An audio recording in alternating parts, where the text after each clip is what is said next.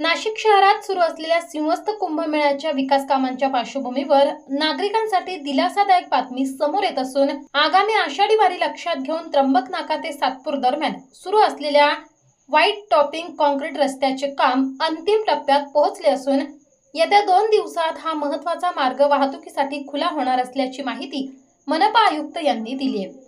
आषाढी वारीसाठी लवकरच संत निवृत्तीनाथ महाराजांची पालखी त्र्यंबकेश्वर येथून पंढरपूरकडे प्रस्थान करणार असून पालखीचा मार्ग याच रस्त्यावरून जाणार आहे। त्यामुळे वारकरी नागरिक आणि वाहन चालकांना कोणतीही अडचण निर्माण होऊ नये यासाठी महानगरपालिकेने कामाला वेग दिलाय।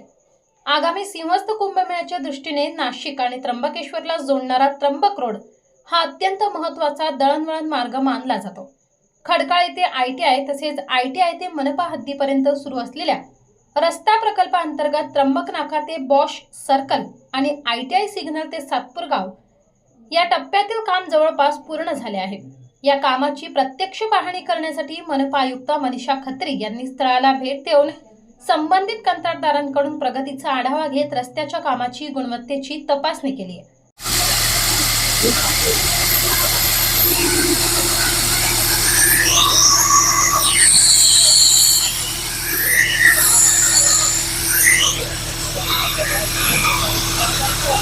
यात अपेक्षित असलेली 180 मिलीमीटर कॉन्क्रीटची जाडीच्या तुलनेत प्रत्यक्षात 185 मिमी जाडी आढळून आल्याने कामाच्या गुणवत्तेवर समाधान व्यक्त करण्यात आले। या प्रकल्पात आधुनिक बॉन्डेड व्हाईट टॉपिंग तंत्रज्ञानाचा वापर करण्यात आला असून विद्यमान डांबरी रस्त्यावर कॉन्क्रीटचा मजबूत थर टाकण्यात आला आहे। आयुक्तांनी उर्वरित अंतिम कामे तातडीने पूर्ण करण्याच्या सूचना दिल्या असून सध्या रस्त्याची स्वच्छता आणि अंतिम तांत्रिक प्रक्रिया सुरू असून येत्या 2 दिवसात हा रस्ता वाहतुकीसाठी खुला होणार असल्याचे मनपा आयुक्त मनीषा खत्री यांनी सांगितले। आज आम्ही त्र्यंबक रोडची पूर्ण पाहणी केलेली आहे। खडकाली सिग्नल पासून आपण सुरू केलं आणि आता आपण हद्दीपर्यंत मनपाची हद्दीपर्यंत जाणार आहे। तर बऱ्यापैकी आपलं काम चांगलं झालं आहे आणि इथे आज जिथे मी आहे सध्या आपण बघू शकता कोर पण आपण घेतोय। तर रस्त्यात आपण आतापर्यंत मी पण स्वतः 2 कोर घेतले आहे, तिथे पण प्रॉपर क्वालिटी सापडली आहे। इथे पण आता ते कोर घेत आहे आणि आपण इथे पण बघू तर क्वालिटीचा विषय नाही आहे, एकदम चांगली वर्कमॅनशिप मध्ये आपण काम केलेलं आहे।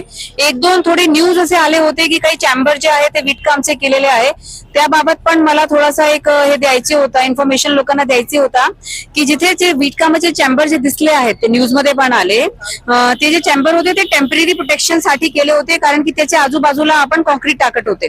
कॉन्क्रीट जे आहे ते डायरेक्ट चॅम्बर मध्ये फ्लो होऊ नये, कारण की ते जुने चॅम्बर आहे, म्हणून आपण विटाचा प्रोटेक्शन दिला।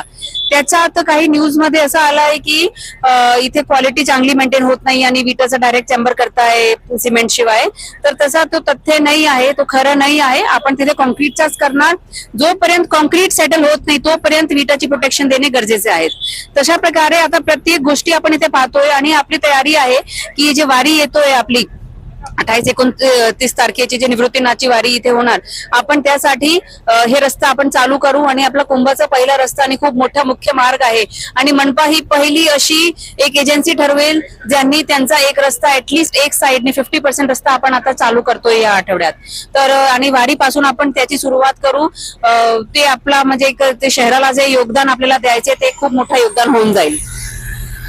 दरम्यान शहरातील रस्ते विकास कामांमध्ये गुणवत्ता आणि टिकाऊपणाला सर्वोच्च प्राधान्य देण्यात येत असून नागरिकांना सुरक्षित व दर्जेदार पायाभूत सुविधा उपलब्ध करून देण्याचा महानगरपालिकेचा प्रयत्न असून रस्ता वाहतुकीसाठी खुला झाल्यानंतर सातपूर त्र्यंबक रोड आणि परिसरातील हजारो वाहन चालकांचा प्रवास अधिक वेगवान आणि सुलभ होणार असून आषाढी वारीच्या पार्श्वभूमीवर नाशिककरांना मोठा दिलासा मिळणार आहे।